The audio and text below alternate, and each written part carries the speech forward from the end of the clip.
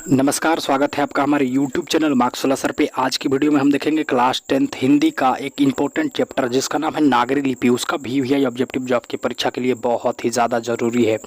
तो आइए देखते हैं पहले प्रश्न को। पहला प्रश्न क्या बोलता है, नागरी लिपि के आरंभिक लेख हमें कहाँ से मिलते हैं। आपको बताना है नागरी लिपि के आरंभिक लेख हमें कहाँ से मिलते हैं। तो ए ऑप्शन है पश्चिम भारत से, बी ऑप्शन है उत्तर भारत से, सी ऑप्शन है दक्षिण भारत से, डी ऑप्शन है पूर्वी भारत से। तो आपको बताना है नागरी लिपि के आरंभिक लेख हमें कहाँ से मिलते हैं। तो नागरी लिपि के आरंभिक लेख हमें उत्तर भारत से मिलते हैं। तो हमारा बी ऑप्शन बिल्कुल सही हो जाएगा। ये देखते हैं अगले प्रश्न को। अगला प्रश्न क्या बोलता है, उत्तर भारत से नागरी लिपि के लेख कब से मिलते हैं। आपको बताना है उत्तर भारत से नागरी लिपि के लेख कब से मिलते हैं। तो ये ऑप्शन है पाँचवीं सदी से पहले, 5वीं सदी से, और बी ऑप्शन 10वीं सदी से, सी ऑप्शन है 12वीं सदी से, और डी ऑप्शन है 8वीं सदी से। तो आपको बताना है उत्तर भारत से नागरी लिपि के लेख कब से मिलते हैं। तो भैया 8वीं सदी से मिलते हैं। तो हमारा डी ऑप्शन बिल्कुल सही हो जाएगा। ये देखते हैं अगले प्रश्न को। अगला प्रश्न क्या बोलता है, हिंदी भाषा की लिपि है। आपको बताना है हिंदी भाषा की लिपि है। ए ऑप्शन है नंदी नागरी, बी ऑप्शन है देवनागरी, सी ऑप्शन है रोमन, डी ऑप्शन है गुरुमुखी। तो आपको बताना है हिंदी भाषा की लिपि है। तो हिंदी भाषा की लिपि देवनागरी है। तो हमारा बी ऑप्शन बिल्कुल सही हो जाएगा। ये देखते हैं अगले प्रश्न को। अगला प्रश्न क्या बोलता है, देवनागरी के मुद्रक के टाइप कब बने। आपको बताना है देवनागरी के मुद्रक के टाइप कब बने। ए ऑप्शन है 8 सदी पहले, बी ऑप्शन है 5 सदी पहले, सी ऑप्शन है 4 सदी पहले, डी ऑप्शन है 2 सदी पहले। तो आपको बताना है देवनागरी के मुद्रक के टाइप कब बने। तो देवनागरी के मुद्रक के टाइप 2 सदी पहले बने। तो हमारा डी ऑप्शन बिल्कुल सही हो जाएगा। ये देखते हैं अगले प्रश्न को। अगला प्रश्न क्या बोलता है, गुणाकर मूले का जन्म किस राज्य में हुआ। आपको बताना है गुणाकर मूले का जन्म किस राज्य में हुआ। तो ये ऑप्शन है महाराष्ट्र में, बी ऑप्शन है बिहार में, सी ऑप्शन है उत्तर प्रदेश में, डी ऑप्शन है केरल में। तो आपको बताना है गुणाकर मूले जी का जन्म कौन से राज्य में हुआ। तो भैया महाराष्ट्र में हुआ। तो हमारा ये ऑप्शन बिल्कुल सही हो जाएगा। ये देखते हैं अगले प्रश्न को। अगला प्रश्न क्या बोलता है, नागरी लिपि के निबंधकार कौन है। आपको बताना है नागरी लिपि के निबंधकार कौन है। ए ऑप्शन है महात्मा गांधी, बी ऑप्शन है गुणाकर मूले, सी ऑप्शन है हजारी प्रसाद द्विवेदी, डी ऑप्शन है भीमराव अम्बेडकर। तो आपको बताना है नागरी लिपि के निबंधकार कौन है। तो नागरी लिपि के निबंधकार गुणाकर मूले जी हैं। तो हमारा बी ऑप्शन बिल्कुल सही हो जाएगा। ये देखते हैं अगले प्रश्न को। अगला प्रश्न क्या बोलता है, गुणाकर मूले का, यहाँ पे थोड़ा टाइपिंग मिस्टेक है बाबू, मूल लिखा गया है। गुणाकर मूले का जन्म कब हुआ। आपको बताना है गुणाकर मूले का जन्म कब हुआ। ए ऑप्शन है 1950 में, बी ऑप्शन 1930 में, सी ऑप्शन 1935 में, डी ऑप्शन 1940 में। तो आपको बताना है गुणाकर मूले का जन्म कब हुआ। तो उनका जन्म 1935 ईस्वी में हुआ। आपको याद रख लेना है। हमारा सी ऑप्शन बिल्कुल सही हो जाएगा। ये देखते हैं अगले प्रश्न को। अगला प्रश्न क्या बोलता है, गुणाकर मूले का, यहाँ पे भी थोड़ा गड़बड़ है, गुणाकर मूले का की पढ़ाई किस भाषा में हुई। आपको बताना है गुणाकर मूले की पढ़ाई किस भाषा में हुई। ऑप्शन है गुजराती में, बी ऑप्शन है मराठी में, सी ऑप्शन है हिंदी में, डी ऑप्शन तमिल में। तो आपको बताना है गुणाकर मूले का पढ़ाई किस भाषा में हुई। तो उन लोगों को जो है शुरुआती पढ़ाई हुई ना, वो भैया मराठी भाषा में हुई, उसके बाद हिंदी भाषा में हुई। तो आपको अगर ऑप्शन में मराठी आ जाए तो उसको टिक मार देना है, अगर हिंदी आ जाए तो उसको टिक मार देना है, अगर दोनों आ जाए तो हिंदी को टिक मारना है। आपको याद रख लेना है।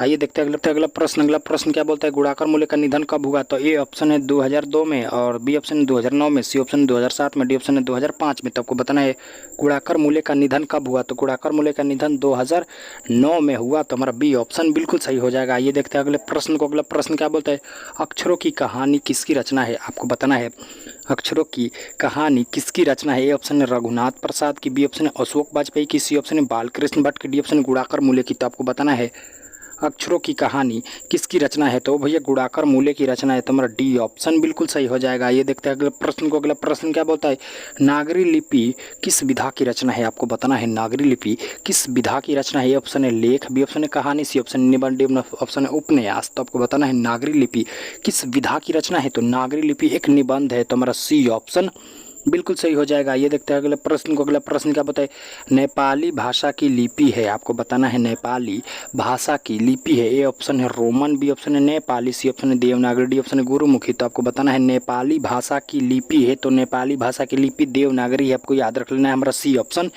बिल्कुल सही हो जाएगा। ये देखते हैं अगले प्रश्न को। अगला प्रश्न क्या बोलता है, गुप्त काल से किस लिपि का संबंध है? आपको बताना है गुप्त काल से किस लिपि का संबंध है। ए ऑप्शन है रोमन, बी ऑप्शन है ब्राह्मी, सी ऑप्शन है देवनागरी, डी ऑप्शन है गुरुमुखी। तो आपको बताना है गुप्त काल से किस लिपि का संबंध है। तो गुप्त काल से भैया ब्राह्मी लिपि का संबंध है। तो हमारा बी ऑप्शन बिल्कुल सही हो जाएगा। ये देखते हैं अगले प्रश्न को। अगला प्रश्न क्या बोलता है, नगरी नाम का अस्तित्व कब से आया? आपको बताना है नगरी नाम का अस्तित्व कब से आया। ए ऑप्शन है 13 ईस्वी में, बी ऑप्शन है 12वीं ईस्वी में और 1200 ईस्वी में, और सी ऑप्शन है 1100 ईस्वी में, डी ऑप्शन है 1000 ईस्वी में। तो आपको बताना है नागरी नाम का अस्तित्व कब से आया। तो वो लगभग 1000 ईस्वी के आसपास आया। तो हमारा डी ऑप्शन बिल्कुल सही हो जाएगा। ये देखते हैं अगले प्रश्न को। अगला प्रश्न क्या बोलता है, देवनागरी किसे कहा गया है? आपको बताना है देवनागरी किसे कहा गया है। ए ऑप्शन है भोपाल को, बी ऑप्शन है उड़ीसा को, सी ऑप्शन है लखनऊ को, डी ऑप्शन है पटना को। तो आपको बताना है देवनागरी किसे कहा गया है। तो देवनागरी भैया पटना को कहा गया है। तो हमारा डी ऑप्शन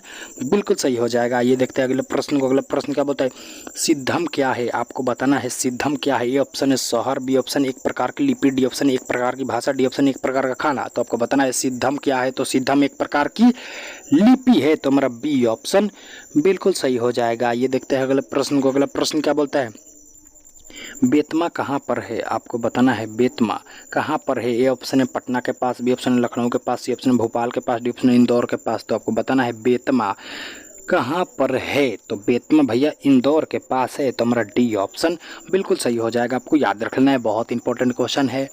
तो आइए देखते हैं अगला प्रश्न। अगला प्रश्न क्या बोलता है, हिंदी के आदि कवि कौन हैं? आपको बताना है हिंदी के आदि कवि कौन है। ए ऑप्शन है वाल्मीकि, सी ऑप्शन है कबीरदास, डी सी ऑप्शन है बादशाहपाद, डी ऑप्शन है तुलसीदास। तो आपको बताना है हिंदी के आदि कवि कौन है। तो हिंदी के आदि कवि शहरपाद हैं। तो हमारा सी ऑप्शन बिल्कुल सही हो जाएगा। ये देखते हैं अगले प्रश्न को। अगला प्रश्न क्या बोलता है, अमोघ वर्ष कौन था?